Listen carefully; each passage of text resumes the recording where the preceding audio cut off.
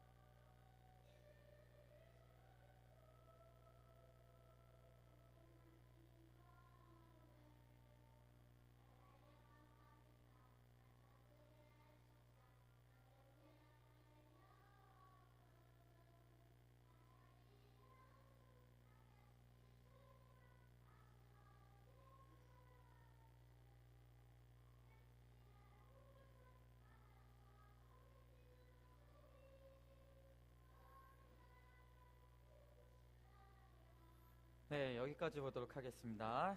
네.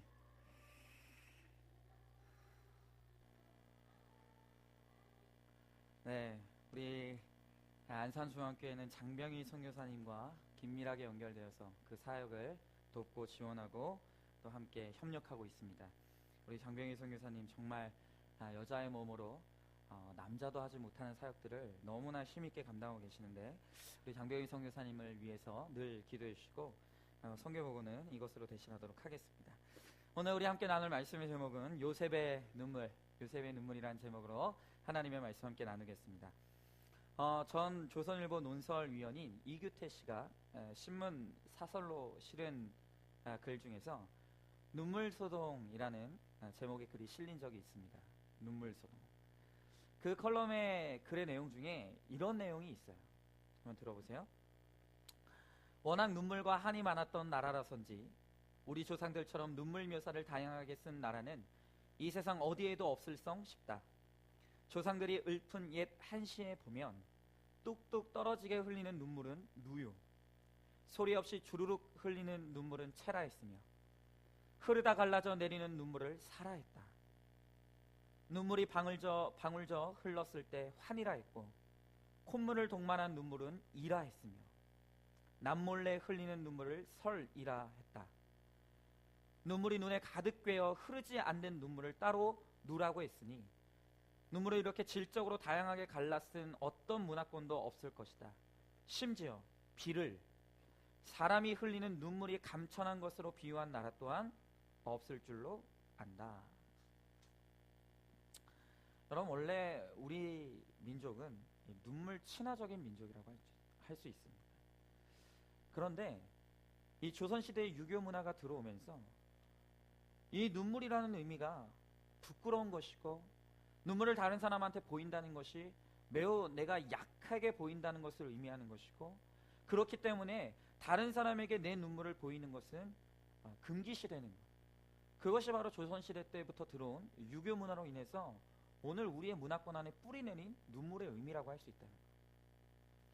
여러분, 그러나 눈물 한 방울은 때로는 100마디의 언어보다 강력한 메시지가 되는 힘이 있다. 여러분, 우리가 흔히 말하듯이 사실 이제 눈물이라는 것의 이 화학적인 의미만 따져보면 아무것도 아니에요. 물이 90%고 염분이 7%고 단백질이 2%고 점액소가 1%인 그냥 평범한 용액에 불과한 것이 눈물이라는 거예요.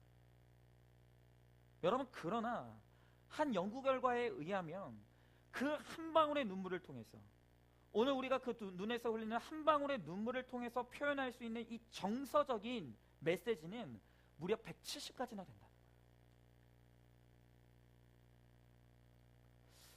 여러분, 그러면서 생각해 보니까 우리는 그냥 누군가 눈물을 흘린다 하면 의뢰 그냥 그 사람이 슬프겠거니, 그냥 그 사람이 뭔가 아픈 일이 있겠거니, 그래서 눈물을 흘리겠거니, 그렇게 단순하게 생각하지만 여러분, 정말 새삼 생각해 보면 정말 우리가 우리의 인생에서 울 일들이 얼마나 많은지 몰라요. 그리고 그 이유들도 얼마나 다양한지 모른다는 거예요. 여러분, 우리의 눈물에는 기쁘고 행복해서 흘리는 눈물이 있어요. 마음이 아프거나 슬퍼서 흘리는 눈물이 있고, 좌절과 분노 때문에 흘리는 눈물이 있어요. 그리움에 흘리는 눈물이 있고, 고독에 지쳐서 흘리는 눈물이 있고, 억울하게 흘리는 눈물도 있고, 육체의 고통이 가해질 때 나도 모르게 찔끔 흘리는 눈물이 있어요. 또 재밌고 너무 웃겨서 눈물이 나고, 감격과 감동에 겨워서 흘리는 눈물이 있고, 또 우리 그리스도인들은 우리의 죄가 생각나 하나님 앞에 죄송스러워서 그 회개의 마음에 흘리는 눈물이 있고요, 또 하나님의 사랑과 은혜에 밀려오는 감동 속에서 은혜로 흘리는 눈물이 있다는 거예요. 여러분, 우리의 눈물의 의미라는 것은 수도 셀 수 없는 거예요. 여러분, 오늘 우리들 가운데도 한 주간을 살면서 많은 눈물을 흘리다가 오늘 이곳에 오신 분들이 있어요. 오늘 우리 한 주간을 살면서 두 눈에 눈물이 마를 날이 없었던 그런 시간들을 보내고 오신 분들이 있다는 거예요. 여러분, 혹시 아까 그 이규태 씨의 그 컬럼에서 남몰래 흘리는 눈물이 설이라고 했어요. 어쩌면 지금 이 시간에도 누구에게도 보일 수는 없지만 내 속으로 흘려 삼키는 그런 눈물을 흘리면서 오늘 지금 이 예배에 참석하고 계신 분들도 있다는 거예요. 오늘 여러분들이 흘렸던 그 눈물, 그리고 지금 혹시 이 시간 누구에게도 보일 수 없는 내가 남몰래 흘리고 있는 그 눈물의 의미가 뭐냐는 거예요. 나는 무엇 때문에 울었습니까? 내가 흘렸던 눈물의 내용과 의미가 뭐냐는 거예요. 여러분, 오늘 본문의 창세기 45장을 보니까 요셉이 큰 소리로 울었다고 했어요. 개역 한글 성경에는 오늘 성경에서 큰 소리로 울었다라고 하는 이 표현을 방성대곡이라고 그랬어요. 여러분, 저는 이 표현이 훨씬 더 적당하다고 생각해요. 방성대곡. 가슴을 치며 우는 거, 바닥을 치며 우는 것이고 비명에 가까운 고함을 지르면서 그렇게 한없이 눈물을 흘리는 그 눈물을 오늘 지금 요셉이 쏟아내고 있다는 거예요. 여러분, 중요한 사실은 뭐냐? 중요한 것은 뭐냐 하면 요셉이 눈물을 흘리고 있다는 그 사실이 중요한 것이 아니라 요셉의 눈물의 의미예요. 요셉이 무엇 때문에 울고 있고 요셉이 흘리는 그 눈물 안에는 어떤 의미가 있냐는 거예요. 여러분, 지금 요셉은 슬퍼서 흘리는 눈물을 흘리고 있는 게 아니에요. 여러분, 요셉의 눈물은 고통의 눈물이 아니에요. 오늘 하나님께서 요셉으로 하여금 눈물을 흘리게 하실 때 요셉의 두 눈에 흘리는 눈물은 치유의 눈물이었어요. 그리고 하나님 안에서 기쁘고 감사하는 감격의 눈물이 오늘 지금 요셉의 두 눈에서 흐르고 있다는 거예요. 여러분, 그리고 오늘 주님께서는 주님 안에 거하는 오늘 우리들의 두 눈에 흐르는 그 눈물의 의미와 그 눈물의 내용을 바꾸셔서 우리에게도 기쁨과 감격의 눈물, 슬픔이 변하여 기쁨이 되고 그리고 아픔이 변하여 감사의 눈물이 되는 그 눈물의 의미를 변화시켜 주시기를 원하신다는 거예요. 여러분, 오늘 우리는 이 요셉이 흘린 이 눈물의 의미를 같이 나누면서 오늘 이 말씀을 통해서 좀 우리에게 주시는 하나님의 교훈을 함께 받기를 원해요. 여러분, 우리가 지난 시간에 보았듯이 이제 요셉은 여러 가지 방법과 또 여러 가지 이 방법들을 통해서 형들의 마음속에 있는 본심이 무엇인지를 지금 계속해서 테스트해 나갔어요. 그들이 여전히 요셉에 대한 적개심과 질투심이 있는지, 또 그들이 여전히 요셉에 대한 미움의 마음을 간직하고 있는지, 아니면 진정으로 회개하고 지난날의 잘못들을 뉘우쳤는지 지금 그거를 테스트해 보는 거예요.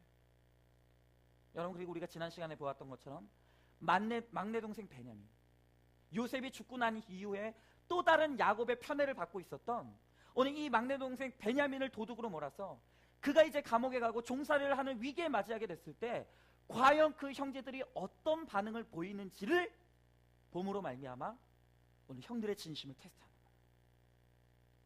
여러분, 이 베냐민이 이제 도둑으로 몰려서 종살이를 하게 되는 위험에 처해 있을 때 그때 형제들이 보인 반응이 무엇이었습니까? 진심으로 이 베냐민을 감싸는 거예요. 이 베냐민을 빼앗기지 않기 위해서 모든 형제들이 그를 감싸는 거예요. 그리고 그 가운데서 이 유다는, 형제인 유다는 이 베냐민 대신에 나를 잡아가 달라고, 차라리 나를 종으로 삼아 달라고 눈물로 호소하는 모습을 우리가 지난 시간에 보았죠. 요셉은 마침내 그 모습을 통해서 이 형들이 진심으로 지난날에 요셉에게 했던 잘못을 뉘우쳤음을, 그리고 정말 하나님 앞에 철저히 회개하고 그 마음의 변화를 받았다는 것을 드디어 요셉이 깨닫게 된 거예요. 바로 그 순간 이 요셉의 마음속에 그동안 쌓여있던 그 모든 슬픔과 아픔과 억울함과 형제들을 향한 그리움의 마음들이 쏟아져 올라오면서 오늘 드디어 요셉의 두 눈물이 흘러내리기 시작하는 거예요. 여러분, 오늘 그 내용이 바로 오늘 본문의 2절과 3절에 기록이 되어 있어요. 오늘 2절과 3절에 있는 말씀 한번 우리 다 같이 한번 읽어보도록 하겠습니다. 우리 다 같이 읽겠습니다. 시작. 요셉이 큰 소리로 우니 애굽 사람에게 들리며 바로의 궁중에 들리더라. 요셉이 그 형들에게 이르되 나는 요셉이라. 내 아버지께서 아직 살아계시니까. 형들이 그 앞에서 놀라서 대답하지 못하더라. 아멘. 여러분, 아까 말씀드렸던 것처럼 요셉이 큰 큰 소리로 못하겠어요. 옛날 성경에는 방성대곡이라고 땅을 치며 우는 거예요. 가슴을 치며 우는 거예요. 지금 그 두 눈에 흐르는 눈물로서는 표현할 수 없는 그 마음의 회한들이 지금 쏟아져 나오면서 비명을 지르듯이 고통을 호소하며 오늘 이 요셉이 정말 어린아이처럼 울고 있는 거예요. 여러분, 그 요셉이 우는 그 모습 속에서 이 요셉이 지난날 얼마나 많은 마음의 아픔과 상처들을 끌어안고 살아왔는지를 우리가 알게 되는 거죠. 여러분, 그런데 오늘 우리가 깊이 있게 한번 생각해 봐야 될 것인데 그게 뭐냐? 오늘 우리가 지금 보게 되는 이 눈물을 흘리고 있는 요셉의 모습 이전에 여러분, 이제까지 우리가 보아왔던 요셉의 모습을 좀 되돌아볼 필요가 있다는 거예요. 여러분, 혹시 우리가 이제까지 많은 주 동안 이 요셉의 모습을 보아왔는데 그 요셉의, 성경에 나타난 요셉의 모습을 보면서 여러분 혹시 이런 생각하신 적 없으십니까? 그건 뭐냐? 이 요셉이 굉장히 나이에 맞지 않게 너무 조숙하고 완벽하다. 여러분 혹시 이런 생각 해보신 적 없나요? 원래 여러분들은 워낙 믿음이 좋아가지고 별 질문을 안 하시지만 여러분, 우리가 진짜 요셉의 이 지나온 시간들의 이 성경의 기록들을 보면 이 요셉이 나이에 맞지 않게 너무 성숙하고 조숙하고 완벽한 모습을 갖추고 있다는 것을 우리가 눈치챌 수가 있어요. 여러분 생각해보세요. 17의 나이임에도 불구하고 너무나 어린 나이에 종살이로 팔려와서 감당할 수 없는 이 여인의 유혹이 찾아왔을 때 17의 나이라고는 믿기지 않을 만큼의 극도의 절제력과 자제력으로 그 유혹을 물리치는 모습을 우리가 봤죠. 뿐만 아니에요. 그 가정의 모든 가산을 도맡아서 관리하는 치밀함까지 보여주는 거예요. 여러분, 또 감옥에 들어갔을 때는 어땠습니까? 누구라도 감옥에 들어가면 절망을 느껴요. 인생의 무너짐 때문에 그 마음이 무너질 수가 있다는 거예요. 그러나 요셉은 감옥 안에서도 그 내적인 강인함을 잃지 않아요.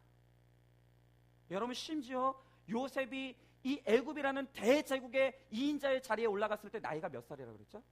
30살이라고 그랬어요. 30살. 여러분 생각해 보세요.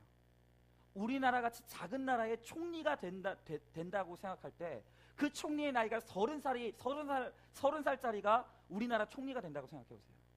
기가 막히죠. 대제국의 2인자 자리에 이 30살짜리 청년이 올라간 거예요. 그런데도 빈틈없이 그 2인자의 자리를 잘 감당해내는 모습을 우리가 이제까지 보아왔어요.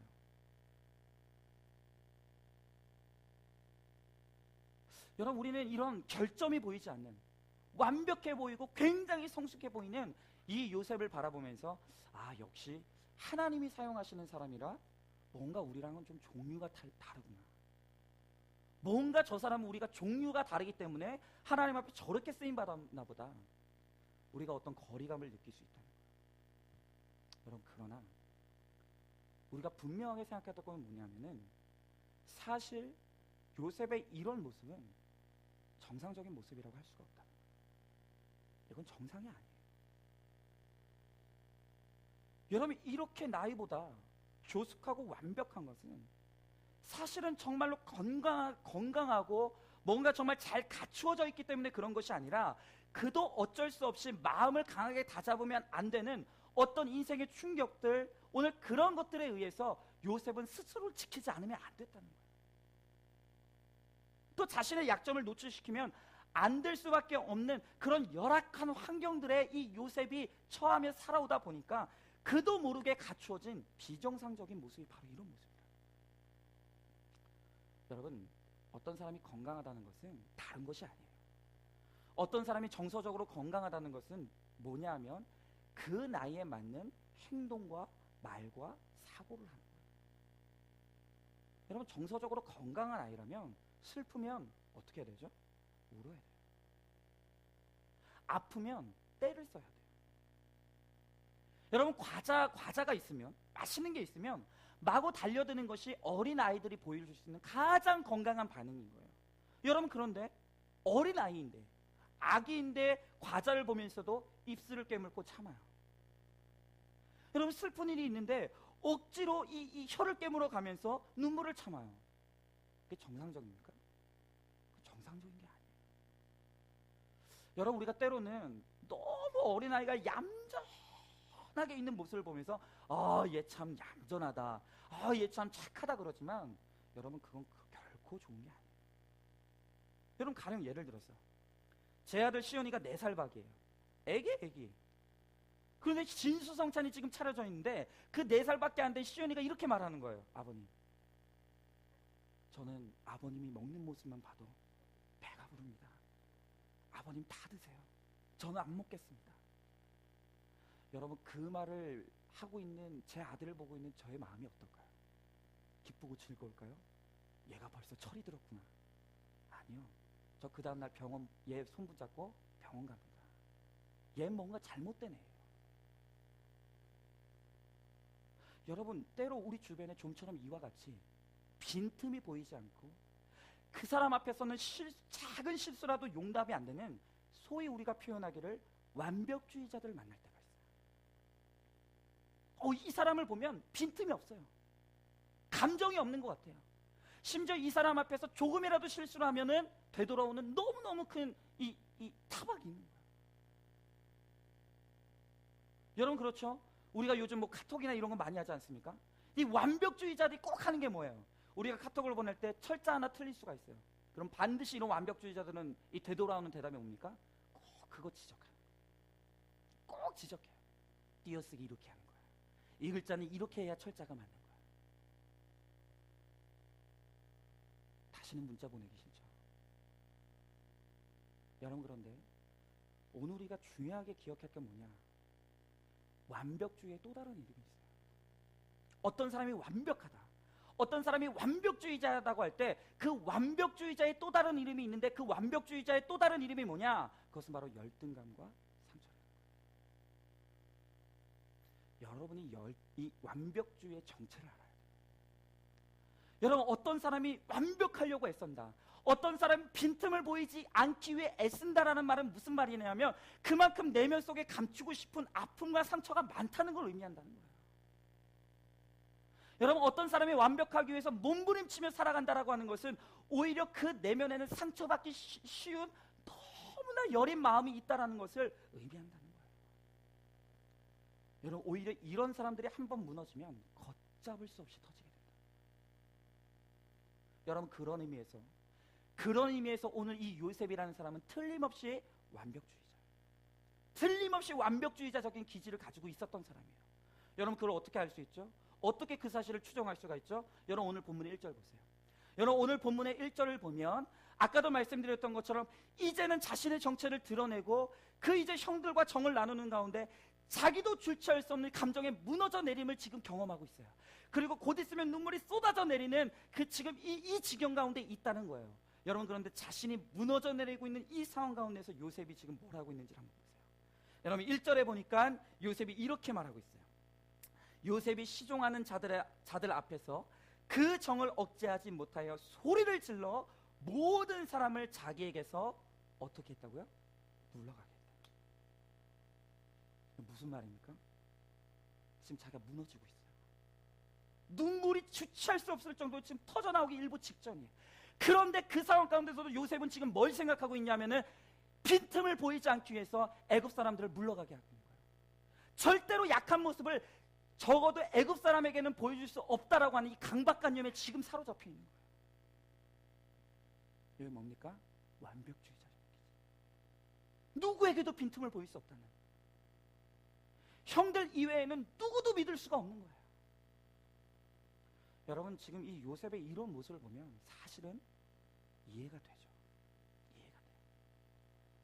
여러분, 그 어린 나이에 애굽의 종으로 팔려가면서 얼마나 기가 막힌 무시와 냉대를 당했겠습니까? 여러분, 그 상황에서 누굴 믿겠습니까? 여러분, 이 요셉이 누굴 의지할 수가 있었겠어요? 그 기가 막힌 세월들을 통과하면서 자기 외에는, 그리고 하나님 외에는 믿을 사람이 없었기 때문에 요셉은 그런 사람이 될 수밖에 없었다는 거예요. 여러분, 그래서 요셉이 그것 때문에 강해지기도 했지만 그러나 그 세월 동안 그 안에 쌓인 그 많은 상처와 아픔들이 요셉의 마음을 병들게 했다는 거예요. 여러분, 이 어린 나이에 이렇게 그렇게 완벽하고 빈틈없는 모습을 보이는 요셉의 모습은 정상이 아니에요. 병든 사람의 모습. 사람을 믿지 못해요. 늘 사람에 대한 경계심과 두려움이 있어요. 자신은 빈틈을 보여주면 안 된다라고 하는 예민함이 있는 거예요. 누구도 나를 무시하지 못하게끔 늘 자기가 먼저 강한 모습을 보이고 더 거친 모습을 보여주는 거예요. 늘 감정을 억제하다 보니까 그것이 관성이 되어서 사람들이 바라볼 때 이 사람은 너무 차가워요. 너무 묵뚝뚝한 거예요. 바늘로 찔러도 피 한 방울 나지 않을 것 같은 냉랭함이 그 사람한테 있는 거예요. 여러분, 혹시 주변에 이런 사람을 만난 적이 있습니까? 여러분, 제가 언젠가도 말씀드렸던 적이 있는데 제가 제일 싫어하는 게 있어요. 그게 뭐냐?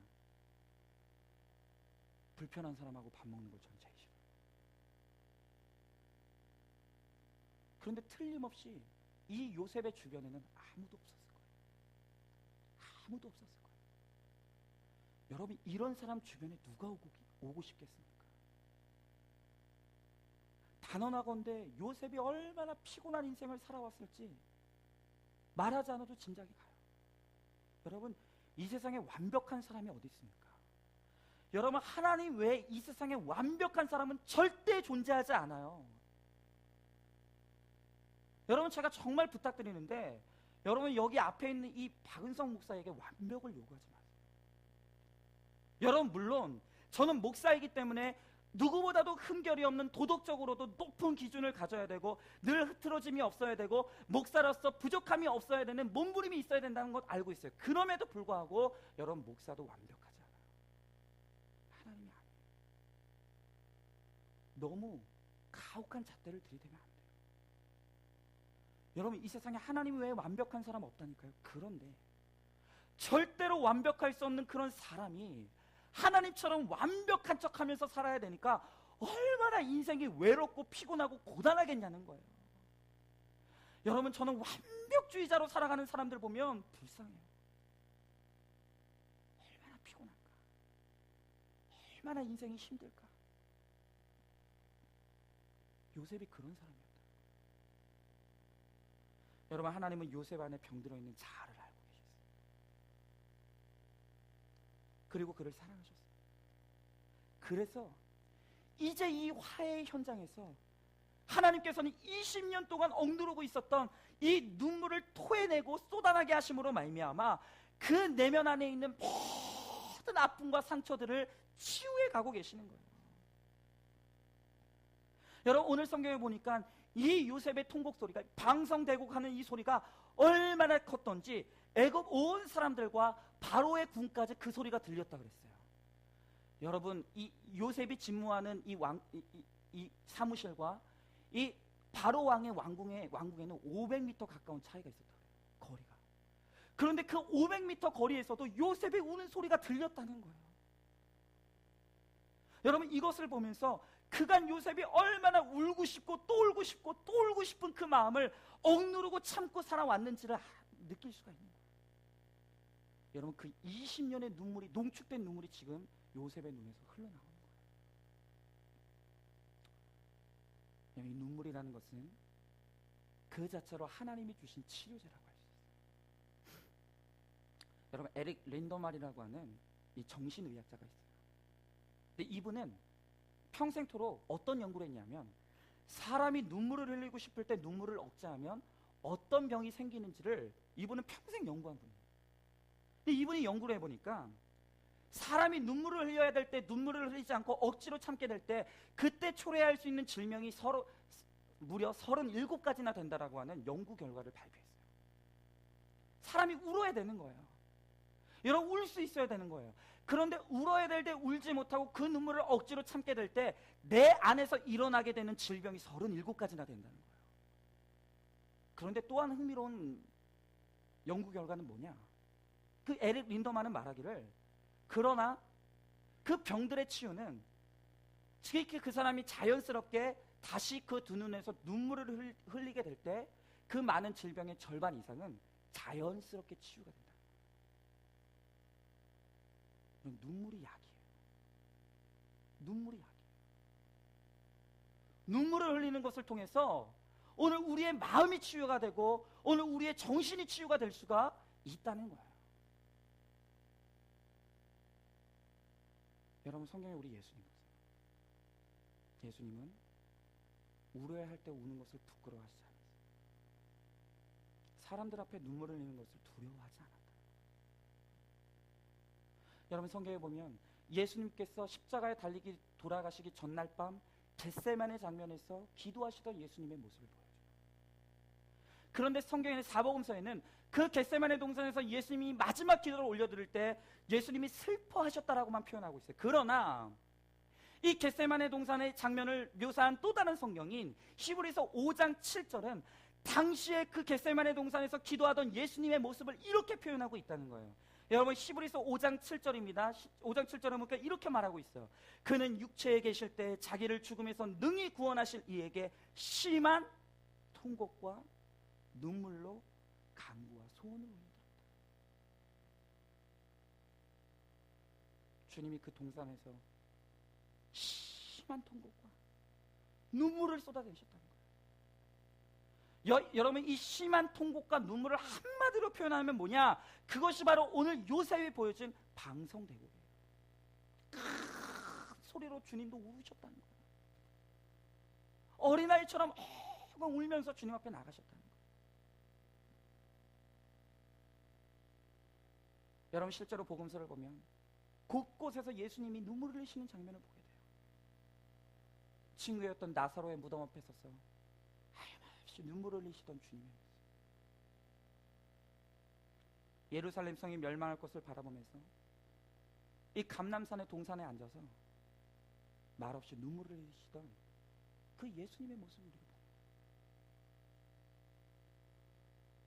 여러분, 특별히 이 예수님이 우시는 모습을 보면서 특별히 이 모습을 본받아야 될 사람들이 있어요. 그게 누구냐? 그게 우리 남성들이에요. 우리 남자들. 여러분, 왜냐하면 예수님은 온 인류의 대표이시기도 하지만 특별히 오늘 우리 남자들의 대표가 바로 우리 예수님일 수 있다는 거예요. 오늘 우리 남자들은 예수님이 하염없이 우시는 모습, 심지어는 심한 통곡으로 주님께 눈물을 흘리는 모습을 보면서 오늘 우리 남자들이 그 모습을 배울 필요가 있다는 거예요. 여러분, 여자들은 잘 몰라요. 여자들은 아는 게 이상한 거예요. 근데 남자들만 아는 굉장히 중요한 사실이 있어요. 그게 뭐냐? 여러분, 우리가 뭐 공원이나 아니면은 뭐 공공장소에 가면 이제 공용 화장실이 있잖아요. 그럼 이제 우리 남자들이 이제 화장실을 가게 되면 그 소변을 보는, 아침부터 이런 말 해서 죄송한데, 소변을 보는 소변기 앞에 딱 서게 되면 이 딱 눈이 와닿는 그 위치에 반드시 스티커가 하나 붙여 있어요. 그리고 그 스티커에는 이런 문구가 써져 있어요. 어떤 문구가 써져 있냐? 이렇게 써져 있어요. 남자가 흘리지 말아야 될 것은 눈물뿐만이 아닙니다. 여러분, 우리 남자들 다 아시죠? 여러분, 휴게소나 공공장소에 공용 화장실 들어가 보면 딱 소변기 앞에 서는 순간 내 눈에 보이는 딱 거기에 붙어있는 스티커에 남자가 흘리지 말아야 될 것은 눈물뿐만이 아닙니다. 이 문구가 써져 있어요. 그럼 도대체 남자가 눈물 말고 또 흘리지 말아야 될 게 뭔가? 그건 그냥 알아서 생각하시고. 여러분, 근데 이 문구를 가만히 보면 당연히 남자가 하지 말아야 될 것이 있다고 말하고 있어요. 그게 뭡니까? 눈물 흘리면 안 된다. 남자는 눈물 흘리는 게 아니라는 거예요. 맞습니까? 이게 맞는 말인가요? 여러분, 오늘 우리의 전통과 관습과 문화가 남자들을 눈물 흘리지 못하게 만들었어요. 오늘 눈물 흘리는 남자를 수치스럽게 만들었고, 그렇기 때문에 당연히 남자는 눈물 흘리면 안 되는 존재로 만들어 버렸다는 거예요. 여러분, 그러나 오늘 우리 남성들의 대표자라고 할 수 있는 예수님이 보여주시는 모습은 그게 아니라는 거예요. 주님은 우리들에게 그렇게 말씀하고 계시지 않다는 거예요. 여러분, 오히려 우리 주님은 남자라 할지라도 울 수 있을 때 울어야 된다라고 말하는 거예요. 여러분, 필요하다면 남자라도 심한 통곡과 눈물로써 방성대곡을 하며 울어야 될 때가 있다라고 말하고 있다는 거예요. 여러분, 그러나 울어야 할 때 울지 못하는 우리 남성들의 마음 가운데 얼마나 많은 아픔과 상처들이 있는지 몰라요. 여러분, 그래서 연구 결과 잘 아시잖아요. 여성들에 비해서 남성들의 평균 수명이 10년이 짧아요. 10년이. 여러분, 저는 이 눈물을 흘릴 수 없는 오늘 이 시대의 문화와 오늘 남성들의 평균 수명이 여자들보다 10년이나 짧다라는 것이 무관하지 않다고 믿어요. 저는. 여러분, 그래서 오늘 우리들 가운데 정말 이 왼수 같은 내 남편 빨리 사라졌으면 좋겠다 하시는 분들이 있어요. 여러분, 복잡할 거 없어요. 정말 왼수 같은 내 남편 내 눈앞에서 빨리 사라지길 바란다면 딱 한 가지만 하면 돼요. 뭡니까? 못 울게 하면 되는 거예요. 못 울게 하면 되는 거예요. 아, 여러분, 그런데 제가 이 한 주 동안 이 설교를 준비하면서 가만히 생각해 보니까 제 아내도 저를 자꾸 못 울게 하는 거예요. 못 울게 하는 거예요.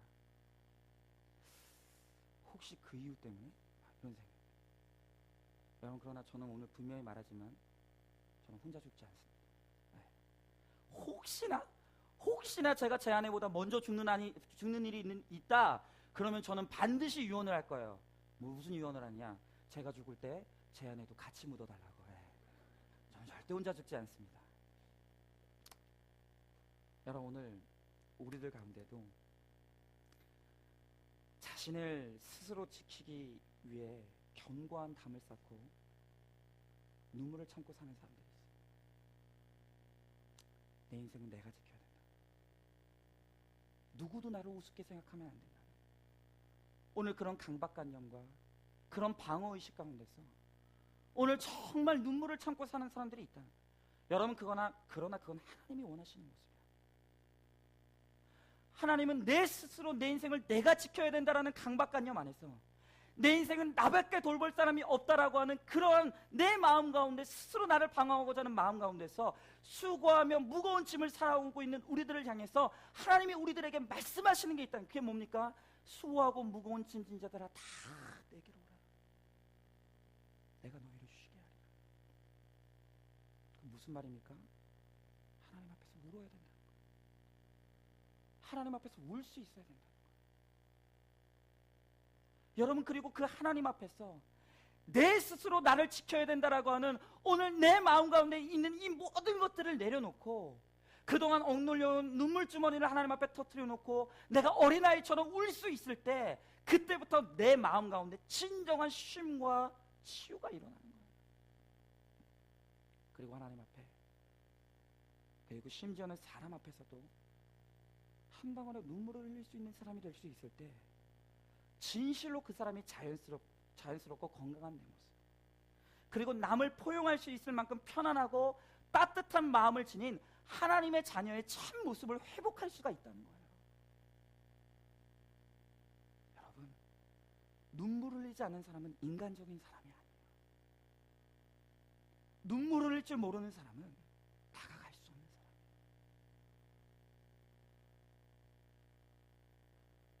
여러분, 하나님은 우리가 흘리는 그 어떤 의미의 눈물도 이해하시고 받아주신다.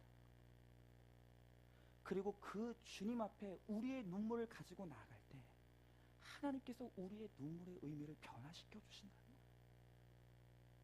여러분, 오늘 본문의 5절에서 요셉이 이렇게 고백해요.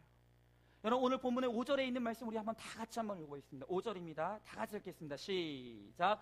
당신들이 나를 이곳에 팔았다고 해서 근심하지 마소서, 한탄하지 마소서.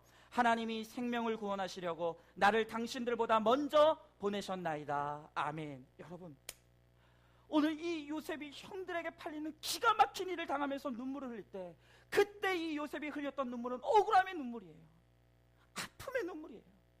괴로움의 눈물이에요. 절망의 눈물입니다.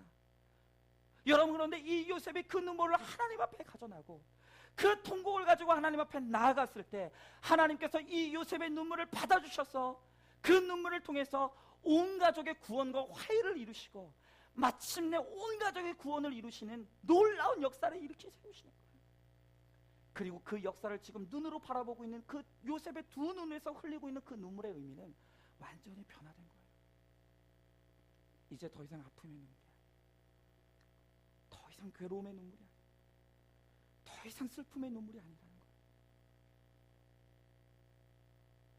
이제 요셉의 지금 눈에서 흘리는 그 눈물은 슬픔이 변하여 기쁨의 눈물이 되었고 아픔의 눈물이 변하여서 감사와 감격의 눈물로 변했다.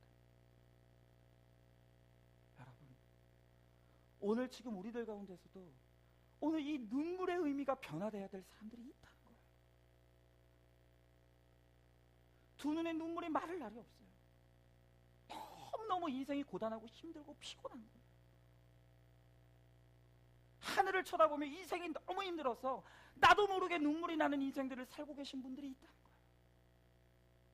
그러나 하나님 앞에 나의 눈물을 가지고 나가, 오늘 하나님 앞에 나의 아픔과 괴로움을 가지고 나아갈 때 하나님은 반드시 우리의 눈물을 두 손으로 받아내셔서 반드시 우리 두 눈에 흘리는 눈물의 의미를 변화시켜 주신다는 거예요. 여러분, 시편 30편 11절에 있는 말씀을 우리 다 같이 한번 읽어볼게요. 시편 30편 우리 11절에 있는 말씀 우리 다 같이 한번 읽어보겠습니다. 시작.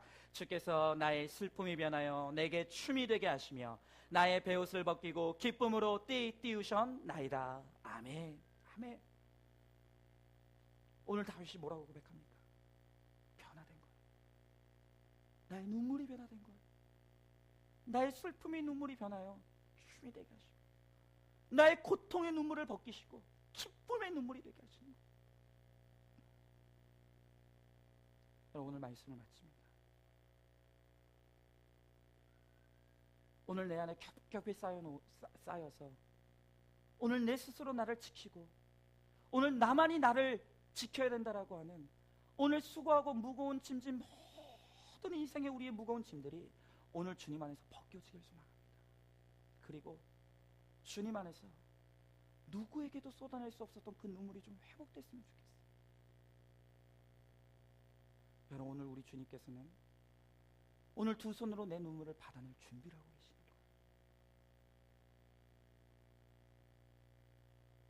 그리고 하나님께서 우리의 눈물을 통하여서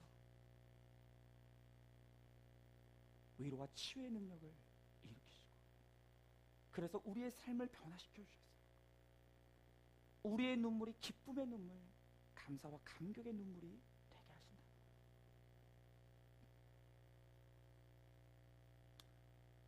여러분, 이 시간 누구에게도 정말 힘들다라고 말할 수 없었던 오늘 그 고백이 하나님 앞에서 고백되어지길 바랍니다. 하나님, 힘이 듭니다.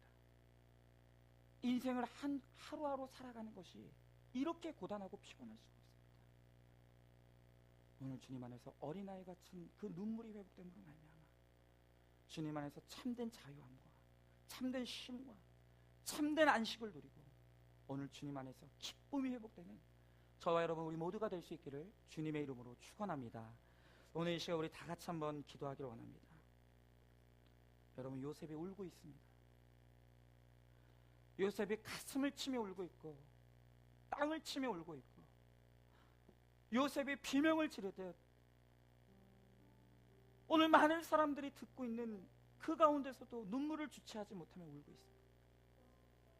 여러분, 과거에 요셉이 흘렸던 눈물은 아픔의 눈물이고 상처의 눈물이고 괴로움의 눈물이었어요. 그러나 하나님께서 요셉의 눈물을 받으시고 그 눈물을 사용하셨을 때 요셉의 눈물이 변합니다. 그것은 기쁨의 눈물이고 감사의 눈물이고 감격의 눈물입니다. 오늘 이 시간 기도할 때 하나님 아버지, 오늘 이 시간 주님 앞에 나의 수고하고 무거운 짐을 내려놓습니다. 하나님, 내 힘만으로 살기에 너무 나의 인생이 고단합니다. 하나님, 내 능력으로만 살기에 하나님 나의 삶이 너무너무 힘이 듭니다. 하나님, 고단하고 힘든 나의 삶을 주님께서 벗겨주시고 나의 눈물을 받아주셨습니다. 하나님, 나의 두 눈에 흐르는 그 눈물의 의미도 변화될 수 있게 하시고 주님 안에서 나의 눈물이 변하여 기쁨과 감사의 감격의 눈물이 오늘 내 눈에도 회복될 수 있도록 하나님 아버지, 나의 눈물의 의미를 변화시켜 주시옵소서. 오늘 이 시간 간절히 소망하는 마음으로 오늘 말씀을 생각하면서 다 같이 기도하며 나가도록 하겠습니다. 기도하겠습니다.